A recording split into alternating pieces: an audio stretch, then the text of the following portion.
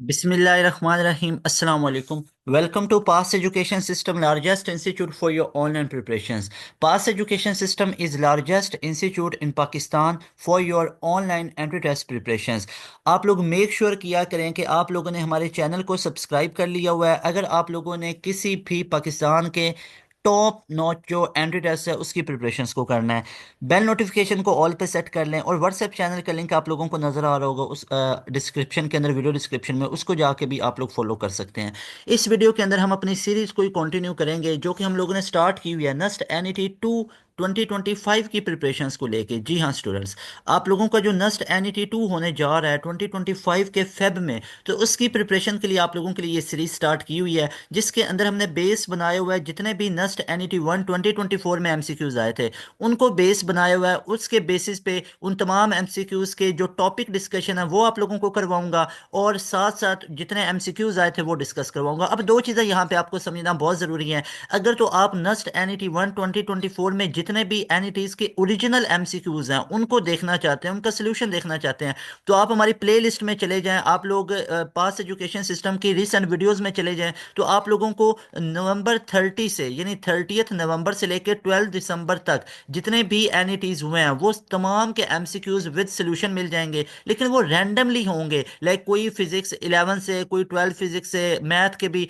तो अंदर इस तरह करके एमसीक्यूज होंगे। तो यहाँ पे हम लोगों ने इनको कैटेगराइज कर दिया है ताकि जितने अब चैप्टर जैसे 1 2 के मैंने एमसीक्यूज करवाए, फिर 2 आपको 3 4 के, फिर 5 6 के, और आज की वीडियो में मैं आपको 7 8 के करवा रहा हूँ। तो और कोई भी एमसीक्यूज यहाँ पे डिस्कस नहीं होगा, ना 12 फिजिक्स का ना 11 फिजिक्स के बाकी चैप्टर, सिर्फ और सिर्फ चैप्टर 8 और 7 को डिस्कस करेंगे। तो यहाँ पे आप लोगों के लिए और ज्यादा फायदा हो जाएगा। उन्हीं एमसीक्यूज को डिस्कस करूंगा लेकिन उन वो जिस टॉपिक में से आए उन टॉपिक्स को एक्सप्लेन करूंगा। तो इस वीडियो को कंटिन्यू करने से पहले आप लोगों के लिए एक अनाउंसमेंट है। अगर आप लोग एक प्रॉपर कंप्रीहेंसिव वे में ऑथेंटिक अपने नस्ट एनईटी 2 की तैयारी करना चाहते हैं, आप लोग अगर बहरिया यूनिवर्सिटी के एंट्री टेस्ट की तैयारी करना चाहते हैं, बीयू सीबीटी की तैयारी करना चाहते हैं जो बहरिया यूनिवर्सिटी का सीबीटी है, तो आप लोगों को अगर कोई भी एंट्री टेस्ट तैयार करना है, ऊपर आप लोगों को शो हो रहे हैं NUST NET, ECAT, MDCAT, NTS NET वगैरह, तो आप लोगों को किसी भी एंट्री टेस्ट की तैयारी करनी है तो आप लोगों को ये हमारा ऑनलाइन प्रीमियम सेशन, ये हाईली रिकमेंडेड है और ये बिल्कुल न्यू ऑनलाइन प्रीमियम सेशन है जिसमें स्टार्ट से सिलेबस आप लोगों को करवाया जाएगा। स्टार्ट से सिलेबस होगा, लाइव क्लासेस चलेंगी, डेली बेसिस पे लाइव क्लासेस चलेंगी आप लोगों की, कोई एक दिन भी नागा नहीं होगा, डेली बेसिस पे चीज़ें चलेंगी। और साथ साथ आप लोगों को रिकॉर्डेड सेशन भी प्रोवाइड किया जाएगा। जो एक लेक्चर लाइव चलेगा उसकी उसी दिन आप लोगों को रिकॉर्डिंग भी प्रोवाइड कर दी जाती है। और ये तमाम सेशन आप लोग अवेल कर सकते हो जस्ट 6000 में, और ये आप लोगों की पर मंथ फी नहीं है, ये जस्ट आप लोगों ने वन टाइम पे करनी है। वन टाइम पे करें, आप लोग हमारा ऑनलाइन प्रीमियम सेशन में एनरोलमेंट ले सकते हैं। इस नंबर पे कांटेक्ट करके आप अपनी सीट को रिजर्व कर सकते हैं। लिमिटेड स्लॉट्स होती हैं हमारे पास। अब जैसे हमने 2 3 दिन पहले 100 सीट्स को इंट्रोड्यूस किया था तो काफ़ी जल्दी से वो भी सारी फिल्ड हो रही हैं। तो अगर आप लोगों ने अपनी सीट को रिजर्व करना है तो इस नंबर पे एज सुन एज पॉसिबल आप कांटेक्ट करके हमारे जो ऑनलाइन प्रीमियम सेशन है इसमें एनरोलमेंट ले सकते हैं। और इसके अंदर आप लोगों को मिलेगा क्या क्या टॉप फीचर्स के अंदर, ये मैं आपको वीडियो के लास्ट पे बता दूंगा। यहाँ पे आप लोगों को मैं स्टार्ट में ये बता देता हूँ कि आप लोगों को एक तो लाइव क्लासेस मिलेंगी। ठीक है, काफी स्टूडेंट पूछ रहे होते हैं मेथोडोलॉजी को लेके, तो फिर मैं वीडियो को कंटिन्यू करता हूँ। लाइव क्लासेस आप लोगों की डेली चलेंगी, साथ में आप लोगों को रिकॉर्डेड सेशन प्रोवाइड किया जाता है कंप्लीट। ठीक है, और ये लाइव क्लासेस ये आप लोगों को एक्सपर्ट्स पढ़ाएंगे जिनके 15 16 17 साल 18 साल एक्सपीरियंस है एंट्री टेस्ट को पढ़ाने का। इसके बाद आप लोगों को हम एक कंप्रीहेंसिव टेस्ट सेशन ले रहे होते हैं। अब उस टेस्ट सेशन में आप लोगों के चैप्टर वाइज टेस्ट हैं, क्वार्टर बुक, फुल बुक हैं। आप लोगों को 24/7 टीचर्स की अवेलेबिलिटी मिलती है, किसी टाइम भी आप अपनी क्यूरीज को पूछ सकते हैं। डाउट्स ग्रुप्स वगैरह होते हैं। इसके अलावा हमारी जो डेली क्लासेस चलती हैं इसमें हम टॉपिक वाइज एमसीक्यूज डिस्कस करते हैं, साथ आप लोगों को साथ ही वर्कशीट दी जाती है। और जब चैप्टर खत्म होता है उस चैप्टर का चैप्टर वाइज टेस्ट होता है और उसकी लाइव क्लास में डिस्कशन होती है। तो अब वीडियो को कंटिन्यू करते हैं। यहाँ पे आज हम लोगों ने जो स्टार्ट करना है दैट इज 11 फिजिक्स। 11 फिजिक्स का आज हम डियर स्टूडेंट्स चैप्टर डिस्कस कर रहे हैं विच इज चैप्टर नंबर 7। अब चैप्टर नंबर 7 हमारे पास किसके रिलेटेड है? सिंपल पेंडुलम के रिलेटेड है जो कि ऑसिलेटरी मोशन है, ऑसिलेशंस के रिलेटेड है। तो जो सिंपल हार्मोनिक मोशन है ये स्पेशल टाइप की हमारे पास ऑसिलेशन होती है जिसके अंदर बॉडी का जो एक्सेलरेशन है वो डिस्प्लेसमेंट के डायरेक्टली प्रोपोर्शनल है लेकिन ऑपोजिट डायरेक्शन में होता है। तो इसके कुछ स्पेशल फीचर्स होते हैं जो एस एच एम को ऑसिलेशन से अलग करते हैं। यस, ऑसिलेशन एसएचएम के अंदर है। एसएचएम बेसिकली क्या है, सिंपल हार्मोनिक मोशन, लेकिन ये स्पेशल टाइप का ऑसिलेशन आ जाता है। और यहाँ पे इसके अंदर जो मोस्ट इंपॉर्टेंट हमारे पास टॉपिक बनता है दैट इज सिंपल पेंडुलम। अब सिंपल पेंडुलम के अंदर से अगर आप देखें ना, तो एनईटी ने काफी दफा क्वेश्चन पूछे हुए हैं, ई कैट वालों से, ई कैट वालों ने भी काफी दफा क्वेश्चन पूछे हुए हैं। तो सिंपल पेंडुलम का बेसिकली हमारे पास टाइम पीरियड निकालने का रिलेशन आप लोगों ने पढ़ा होगा, 2 पाई इंटू एल अपॉन जी। तो यहां से आपको दो चीजें सामने मिलती हैं कि time period is directly proportional to square root of length of pendulum, and the second one is time period is inversely related to square root of gravity। तो ये ग्रेविटी के इनवर्सली प्रोपोर्शनल है। तो यहाँ पे आप लोग इस चीज को ऐसे समझ सकते हो कि अगर आप लेंथ को इंक्रीज करोगे, लेंथ को इंक्रीज करोगे तो टाइम पीरियड हमारे पास इंक्रीज हो जाता है। जैसे अगर आप लोग लेंथ को डबल कर दो तो एक क्वेश्चन नस्ट में पूछा गया था, तो टाइम पीरियड कितना होगा, डेफिनेटली टाइम पीरियड इंक्रीज ही होगा, लेकिन उसकी वैल्यू हमारे पास एग्जैक्ट कितनी बनेगी, that will B 1.41 time of old time period. यानी जो न्यू टाइम पीरियड होगा वो पहले वाले टाइम पीरियड का 1.41 हो जाएगा, यानी ज्यादा ही हुआ है ना। तो इट मीन्स कि जब भी आप लोग इस रिलेशन से देख सकते, लेंथ को ज्यादा करोगे टाइम पीरियड ज्यादा हो जाता है। अब इसमें से एक और क्वेश्चन बड़ा इंटरेस्टिंग पूछा गया था कि फॉर एग्जाम्पल अगर आप लाहौर को और मरी को कंपेयर करो, तो यहाँ पे, या लाहौर और केटू को अगर आप लोग कंपेयर करो, तो आप लोग सारे स्टूडेंट जानते हैं यहाँ पे कि जो लाहौर है वो एक्चुअली लो हाइट के ऊपर है, वो यहाँ पे लो हाइट पे है। तो लाहौर को मैं यहाँ पे बना लेता हूँ और केटू को मैं यहाँ पे बना लेता हूँ। तो यहाँ पे अगर आप लोग देखेंगे ना, तो लेंथ ऑफ जो टाइम जो लेंथ ऑफ पेंडुलम है वो तो कोई फर्क नहीं पड़ने वाला, लेकिन यहाँ पे जो मेन रोल प्ले करेगा वो ग्रेविटी का होगा। अब ग्रेविटी आप लोगों को पता है, बाई मूविंग टुवर्ड एल्टीट्यूड्स, जब आप हाइट की तरफ मूव करते हो तो ग्रेविटी की वैल्यू हमारे पास कम हो जाती है। तो लाहौर में अगर हम बात करें तो यहाँ पे ग्रेविटी ज्यादा होगी, और यहाँ पे K2 पे जाके ग्रेविटी की वैल्यू कम होगी। कोई इतना ज्यादा डिफरेंस नहीं है, बट थिंग इज के there is a difference and you can calculate the time period using this relation 2 pi into L upon G in Lahore as well as at the top of K2। तो यहाँ पे अगर आप देखेंगे ना, तो gravity की वैल्यू लाहौर के लिए क्या हो रही है, इस रिलेशन से पहले तो देखें आपको पता क्या चला, इनवर्सली प्रोपोर्शनल है टाइम पीरियड ग्रेविटी के, कि लाहौर के लिए ग्रेविटी की वैल्यू क्या हो रही है, ज्यादा हो रही है, तो टाइम पीरियड क्या होगा, कम। तो इट मीन्स लाहौर में ग्रेविटी की वैल्यू ज्यादा होगी, लेकिन टाइम पीरियड कम होगा। इसी तरह अगर K2 पे अगर हम जाएं तो यहाँ पे ग्रेविटी हमारे पास क्या होगी, ग्रेविटी की वैल्यू कम है, लेकिन टाइम पीरियड यहाँ पे ज्यादा हो जाएगा। यहाँ पे जो टाइम पीरियड है वो आपको ज्यादा वैल्यू शो करेगा। अब इसके रेसिप्रोकल में एक और चीज उसने नस्ट ने पूछी हुई थी 2 साल पहले कि फ्रीक्वेंसी पे क्या फर्क पड़ेगा। तो याद रखो, लाहौर और K2 को कंपैरिजन कर रहे हैं, तो लाहौर के अंदर ग्रेविटी का वैल्यू ज्यादा है एज कंपेयर टू K2। तो लाहौर में ग्रेविटी का वैल्यू ज्यादा है, तो यहाँ पे टाइम पीरियड कम और फ्रीक्वेंसी ज्यादा हो जाएगी। और इसी तरह अगर मैं K2 पे बात करूं तो K2 पे ग्रेविटी का वैल्यू कम हो जाएगा, जिससे टाइम पीरियड ज्यादा हो जाएगा और फ्रीक्वेंसी कम हो जाएगी। तो ये सारी चीजों को आप लोगों ने एज इट इज याद रखना होता है। तो डियर स्टूडेंट्स, ये वाले कॉन्सेप्ट पूछे गए नस्ट के अंदर। इसके बाद यहाँ पे अगर मैं इंक्लूड करूं, एक क्वेश्चन ऐसा है जो कि ई कैट और एनईटी में बिल्कुल सेम पैटर्न पे पूछे जाते थे।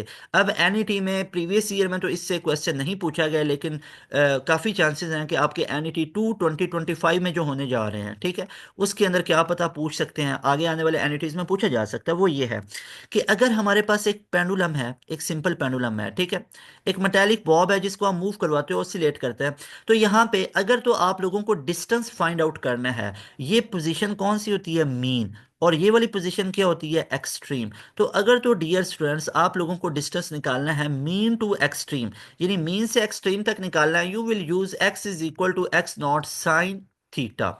और इसी तरह डियर स्टूडेंट्स अगर आप लोगों को डिस्टेंस निकालना है फ्रॉम एक्सट्रीम टू मीन, तो आप रिलेशन यूज करेंगे x is equal to x naught को साइन ऑफ थीटा। अब ये दोनों रिलेशंस बहुत ज्यादा इंपॉर्टेंट हैं। अब ये कैसे इंपॉर्टेंट है और कैसे क्वेश्चन आते हैं, जरा यहाँ पे मैं आप लोगों को एक क्वेश्चन दिखाता हूँ। जैसे फॉर एग्जाम्पल जो सिंपल पेंडुलम है उसमें आपसे पूछा जाता है कि आप लोगों ने बताना है कि कितना टाइम लगता है, या at which interval of time, या at what interval of time, कि हमारे पास जो डिस्टेंस है वो मैक्सिमम का हाफ हो जाता है when pendulum is moving from, when metallic bob is moving from extreme to mean. यानी जो मेटालिक बॉब है वो extreme to extreme to mean की तरफ मूव कर रही है, लेकिन यहाँ पे उसने कंडीशन अप्लाई कर दी कि एक्सट्रीम टू मीन तक तो आ रही है, लेकिन आपने बताना कितना टाइम लगेगा जब वो मैक्सिमम का हाफ डिस्टेंस कवर कर ले, यानी उसका जो डिस्टेंस है वो कितना हो जाए, वो मैक्सिमम का हाफ हो जाए। और मैक्सिमम कितना होता है, एक्स नॉट होता है। और आप लोगों को पता है कि यहाँ पे ये पेंडुलम है, और ये वाला जो पोजीशन होती है ना हमारे पास, ये एक्सट्रीम्स की पोजीशन होती है। यहाँ पे भी एक्स नॉट होता है और यहाँ पे भी एक्स नॉट होता है, और यहाँ पे हमारे पास जो एक्स होता है दैट इज जीरो, और यहाँ पे किसी भी पॉइंट पे एक्स होता है, किसी भी पॉइंट पे एक्स है। तो वो कह रहे हैं कि जब आप मूव करेंगे, मेटेलिक बॉब को मूव करवाएंगे एक्सट्रीम टू मीन की तरफ, और कितना टाइम लगेगा उसको जब वो मैक्सिमम का हाफ डिस्टेंस कवर कर लेगा। तो यहाँ पे देखिए हमने एक रिलेशन पढ़ा हुआ है, इसका हम सोल्यूशन कैसे करेंगे। तो यहाँ पे हम लोगों ने एक रिलेशन पढ़ा हुआ है, that is x is equal to x naught, extreme to mean है तो x naught cosine of theta को यूज करेंगे। अब यहाँ पे थीटा आप लोगों को पता है ओमेगा टी के इक्वल होता है, अब ओमेगा का पता है that is equal to 2 pi f t के इक्वल आ जाएगा। और यहाँ पे आप लोगों को पता है फ्रीक्वेंसी तो टाइम पीरियड के रेसिप्रोकल है, तो 2 पाई टी अपॉन टी आ जाएगा। तो थीटा की वैल्यू आप लोग ये यूज कर लेंगे। तो यहाँ पे आप लोग देखें x is equal to x naught को साइन ऑफ, यहाँ पे मैं क्या लिख लूंगा, 2 pi t upon time period. अब यहाँ पे देखें इस x की जगह पे कंडीशन पुट करनी है कि जब मैक्सिमम का हाफ डिस्टेंस हो जाएगा, तो यहाँ पे x की जगह मैंने पुट कर दिया x not upon two, that will B x naught cosine of 2 pi t upon capital T. X not से कैंसिल हो जाएगा, ये कोसाइन इधर आके इनवर्स हो जाएगा। तो कोसाइन इनवर्स 1/2 किस पे होता है, 60 डिग्री पे होता है, और यहाँ पे हमारे पास 2 pi t upon capital T हो जाएगा। तो आप लोगों को पता है कोसाइन 1/2, साइन 30 पे 1/2 है और कोसाइन 60 पे है, और 60 को आप क्या लिख सकते हैं, पाई/3 लिखा जा सकता है। और ये हमारे पास किसके इक्वल आ गया, 2 पाई टी अपॉन टी के इक्वल। और ये स्मॉल टी टाइम पे टाइम ही तो निकालना हम लोगों ने, ये पाई पाई से कैंसिल हो जाएगा। इसको क्रॉस मल्टीप्लाई करेंगे तो ये क्या आ जाएगा, ये कैपिटल टी, इस टी को इधर मल्टीप्लाई करें, that will be equal to 6 t हमारे पास आ जाएगा। तो यहाँ से स्मॉल टी का वैल्यू कितना आ गया, that will B capital T upon में 6 आ जाएगा। सो कितना टाइम लगेगा, टाइम पीरियड का 1/6 लगेगा to reach its half of its maximum. तो एक ये क्वेश्चन है। अब आप लोगों ने ट्राई योर सेल्फ कि अगर मैं इसी कंडीशन को, पहले मैंने किया एक्सट्रीम टू मीन, अब मैं इसको करता हूं मीन टू एक्सट्रीम, तो अब इसके ऊपर आप लोग खुद अप्लाई करके देखें कि आपके पास टाइम की वैल्यू कितनी आती है। ये आप लोगों ने अब खुद इस पर ट्राई करना है। इसके बाद टाइम पीरियड के अंदर से डियर स्टूडेंट्स एक बहुत इंपॉर्टेंट एमसीक्यू जो नस्ट का काफी फेवरेट रहा है, वो ये है। एक तो आप लोग जानते हैं जो सेकंड पेंडुलम होगा, सेकंड पेंडुलम के अंदर से काफी क्वेश्चन पूछे जाते हैं कि सेकंड पेंडुलम का हमारे पास टाइम पीरियड कितना होता है, दैट इज 2 सेकंड। अगर मैं सेकंड पेंडुलम का आप लोगों से फ्रीक्वेंसी पूछ लूं कि फ्रीक्वेंसी कितनी होती है, तो याद रखना है दैट इज 0.5 हर्ट्ज। और इसी तरह अगर आप लोगों को मैं फ्रीक्वेंसी का कहूंगा तो फ्रीक्वेंसी कितनी है, that is 0.5 hertz.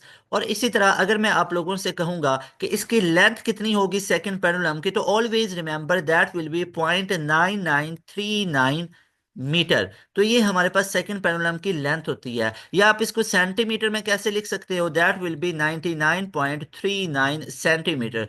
I repeat dear students कि जो सेकंड पेंडुलम है हमारे पास, इस सेकंड पेंडुलम का टाइम पीरियड कितना होता है, दैट इज 2 सेकेंड। और इसकी फ्रीक्वेंसी कितनी होती है, 0.5 हर्ट्ज, क्योंकि फ्रीक्वेंसी क्या होती है, frequency is actually what, that is reciprocal of time period. तो that will be 1/2, the answer will be 0.5। Similarly the length of second pendulum, the length of second pendulum that will be 0.9939 metre, और you can say 99.39 centimetre. तो ये वाले सारे question हमसे पूछे गए हैं नस्ट के पास पेपर के अंदर। इसके बाद अगर यहाँ पे फर्दर हम मूव करें तो हमारे पास बहुत इंपॉर्टेंट रिलेशंस आ जाते हैं एनर्जी को लेके। तो एनर्जी के रिलेटेड आप लोगों ने याद रखना है, हमारे पास जो टोटल एनर्जी है वो हमेशा रिजर्व रहती है, कंजर्व रहती है, दैट इज हाफ के एक्स नॉट का स्क्वायर। ये हमारे पास टोटल एनर्जी कंजर्व रहती है, इसको भी आप लोगों ने याद रखना है। इसी तरह अगर मैं आप लोगों से बात करूं, हमारे पास जो टोटल पोटेंशियल एनर्जी है वो भी हमारे पास टोटल कितनी होगी, दैट विल बी हाफ के एक्स नॉट का स्क्वायर। ये मैक्सिमम की मैं बात कर रहा हूं। इसी तरह काइनेटिक एनर्जी मैक्सिमम भी हमारे पास कितनी होगी, दैट विल बी हाफ के एक्स नॉट का स्क्वायर। इन सारी चीजों को आप लोगों ने याद रखना है। इसके अलावा पोटेंशियल एनर्जी किसी पॉइंट पे निकालनी है तो वो हाफ के एक्स स्क्वायर होता है। तो ये सारी चीजों को एज इट इज आप लोगों ने याद रखना है। That was all about from your chapter number 7। अब हम मूव करते हैं चैप्टर नंबर 8 की तरफ। इसके बाद अगर हम मूव करें तो हमारे पास जो नेक्स्ट आ जाता है दैट इज चैप्टर नंबर 8। अब हम डिस्कशन कर लेते हैं ज़रा चैप्टर नंबर 8 के बारे में। तो डियर स्टूडेंट्स, जो हमारे पास चैप्टर नंबर 8 है, ये हमारे पास वेव्स के रिलेटेड है। तो अब यहाँ से क्या क्या क्वेश्चंस पूछे गए? यहाँ से सबसे पहले क्वेश्चन जो हमसे पूछा गया वो पूछा गया इलेक्ट्रोमैग्नेटिक वेव्स और मैकेनिकल वेव्स को लेके। तो यहाँ पे आप लोगों ने याद रखना है, जो हमारे पास साउंड वेव है, साउंड वेव ये हमारे पास एक मैकेनिकल वेव है, और जो लाइट वेव है ये हमारे पास एक इलेक्ट्रोमैग्नेटिक वेव है। इसके बाद साउंड वेव की पोलराइजेशन पॉसिबल नहीं होती है, याद रखना है। जो साउंड वेव्स हैं इसकी पोलराइजेशन पॉसिबल नहीं होती है, और जो लाइट वेव है इसकी पोलराइजेशन पॉसिबल होती है। इसके बाद जो स्पीड ऑफ साउंड है, यहाँ से क्वेश्चन पूछे गए स्पीड ऑफ साउंड से लेके। अब स्पीड ऑफ साउंड बेसिकली दो साइंटिस्ट ने मैयर की थी। एक था हमारे पास न्यूटन और दूसरा लैपलेस। अब न्यूटन ने मैयर की थी on the basis of process which was isothermal. उसने आइसोथर्मल प्रोसेस को यूज किया था, जिसमें टेम्परेचर को कांस्टेंट रखा था, कि जब भी साउंड ट्रेवल करेगी तो टेम्परेचर सिस्टम का कांस्टेंट रहेगा। जबकि जो लैपलेस था इसने कहा था कि जब कंप्रेशन और रेयरफेक्शन होगी तो वहां पे हीटिंग प्रोड्यूस होती है और टेम्परेचर कांस्टेंट नहीं रह पाता है। तो एडियाबैटिक इसने बोला था, एडियाबैटिक प्रोसेस होगा, नॉट आइसोथर्मल, कि क्यों हमारे पास कांस्टेंट रह सकती है लेकिन टेम्परेचर हमारे पास कांस्टेंट नहीं होगा। और न्यूटन ने बोला था कि टेम्परेचर कांस्टेंट रहेगा, जबकि जब हमारे पास कंप्रेशन होगी तो टेम्परेचर राइज कर जाता है सिस्टम का। So actually Laplace was right, और आज के दौर में भी इसी की जो value of speed of sound है उसको लिया जाता है। जो न्यूटन ने मैयर किया था दैट वाज 280 मीटर पर सेकेंड, और जो लैपलेस ने मैयर की थी दैट वाज 333 मीटर पर सेकेंड, जो कि मॉडर्न वैल्यू के बहुत ज़्यादा क्लोज है, दैट इज 332 मीटर पर सेकेंड।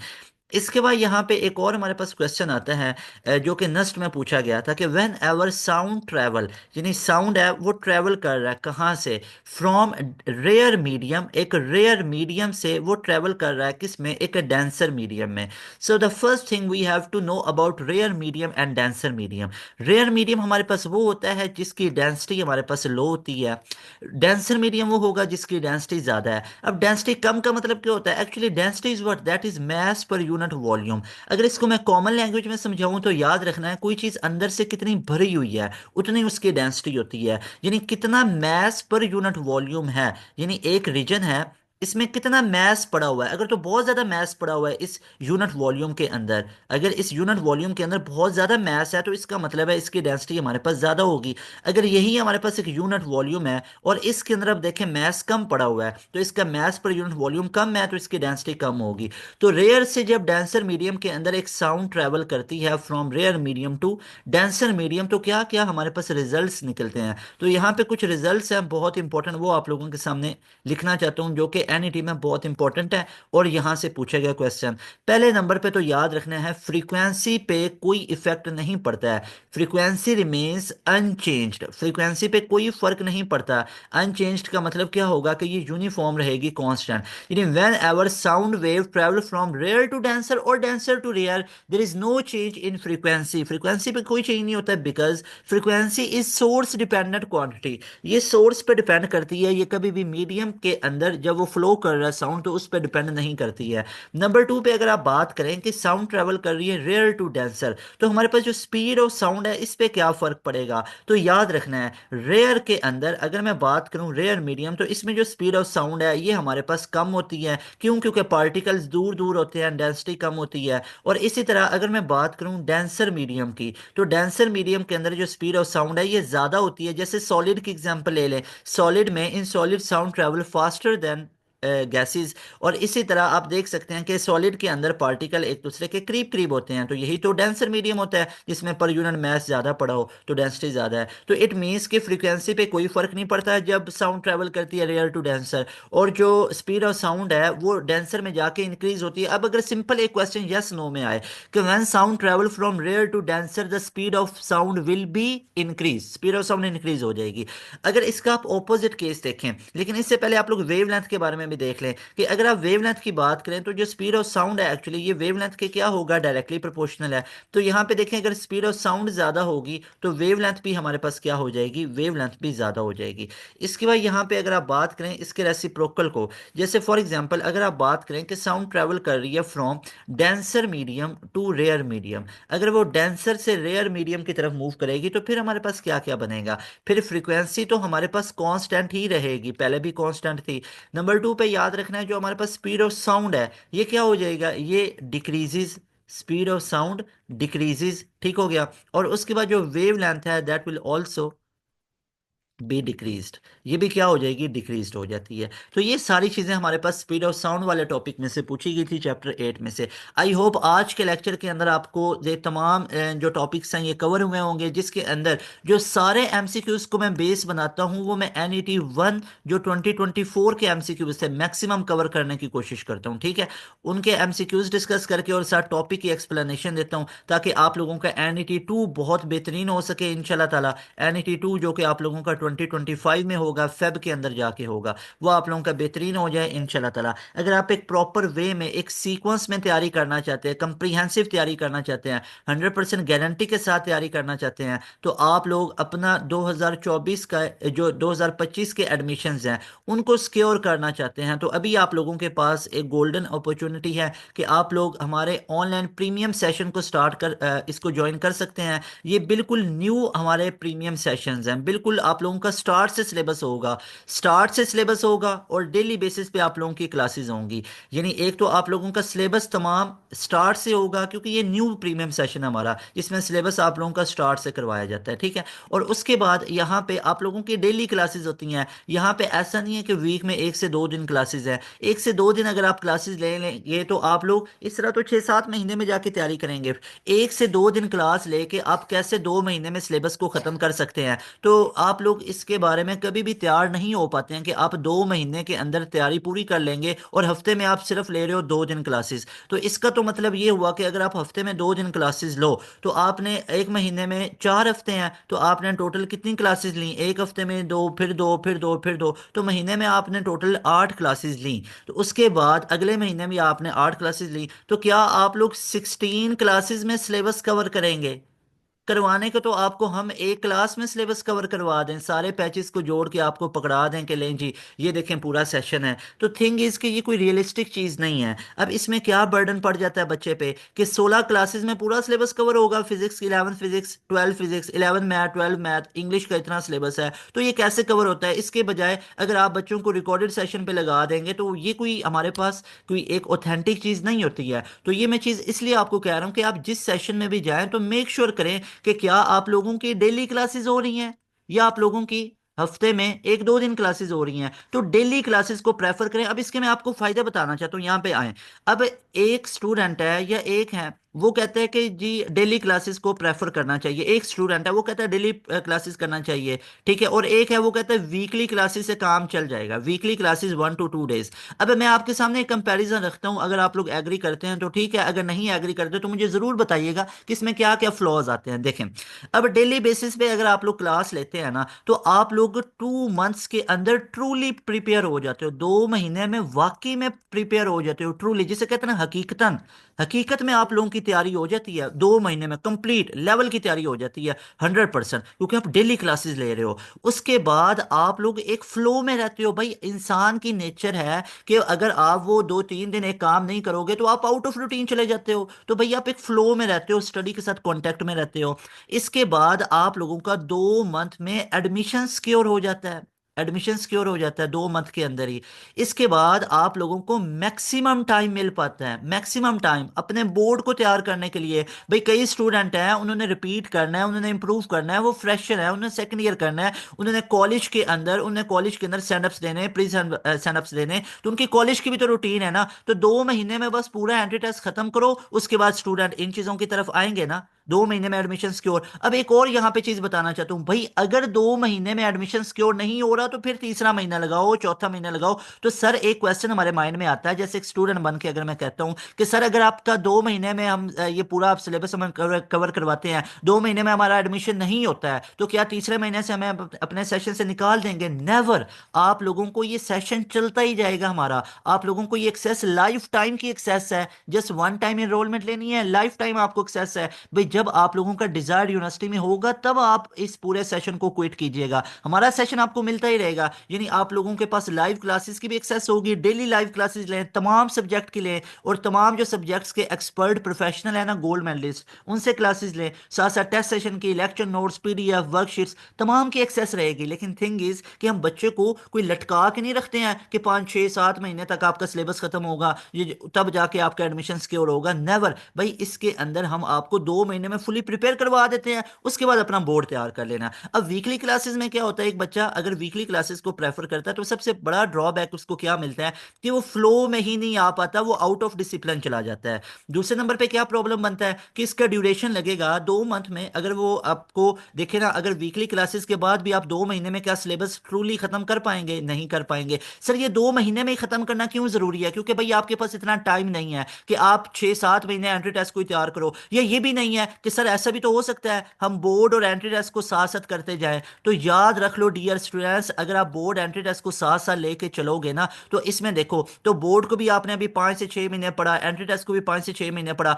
इन 5 से 6 महीनों के दरमियान तो आपका NET 2 भी गुजर गया, आपका NET 3 भी गुजर गया, आपका ई कैट भी गुजर गया। आगे चल के आप लोगों का NED के अंदर क्या परफॉर्म करोगे? तो भाई आपको NET की भी 3 4 ट्राइज देना पड़ती हैं। NET 2 भी दो, 3 भी दो, 4 भी दो, जो बेस्ट स्कोर है वो काउंट होगा ना। तो ऐसे तो नहीं ना 5 6 महीने में पूरी तैयारी की और जाके सिर्फ 1 से 2 टेस्ट देंगे, और आपको पता है, यू नेवर नो कि आप वो 1 से 2 टेस्ट क्लियर कर पाएंगे या नहीं कर पाएंगे। तो इसलिए आपको एक डिसिप्लिन में आना पड़ता है, डेली क्लासेस लेना पड़ती हैं। तो यहाँ पे याद रखो, पास एजुकेशन सिस्टम ये तमाम फीचर्स प्रोवाइड कर रहा है। डेली क्लासेस आप लोगों को दे रहे हैं और आप लोगों की 110% तैयारी करवा देते हैं। यही तो रीजन है ना, यही तो रीजन है। आप देखें कि पास एजुकेशन सिस्टम के बाय ग्रेस ऑफ अल्लाह सुब्हानहू व तआला हमेशा से नस्ट के अंदर जब से हम तैयारी करवा रहे हैं ना, तो नस्ट NET के अंदर हमारा टॉपर होता है, पास एजुकेशन सिस्टम का टॉपर है। चाहे आप NET 1 को उठा के देख लें तो 168 आउट ऑफ 200 हमारे स्टूडेंट के आ रहे होते हैं। ये इंजीनियरिंग बैकग्राउंड से है, मेडिकल बैकग्राउंड भी टॉप पे कर रहा होता है, NET 2 में इसने टॉप किया। फिर कंप्यूटर साइंस बैकग्राउंड से है, इंजीनियरिंग ICS का है,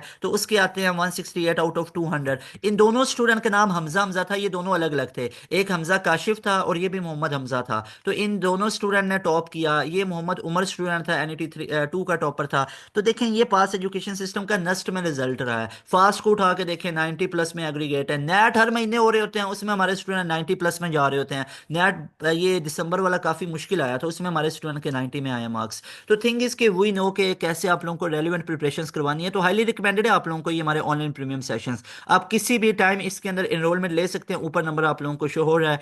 मुझे दें इजाजत, इंशाल्लाह मिलेंगे एक नई वीडियो में, और जिसमें हम डिस्कस करेंगे फिजिक्स का चैप्टर नंबर जो 9 है, 10 है और 11। ये तीनों चैप्टर नेक्स्ट जो लेक्चर हमारा होगा उसके अंदर मैं आपको कंप्लीट करवा दूंगा लेक्चर नंबर 5 में। अस्सलाम वालेकुम, अल्लाह हाफिज, पाकिस्तान जिंदाबाद।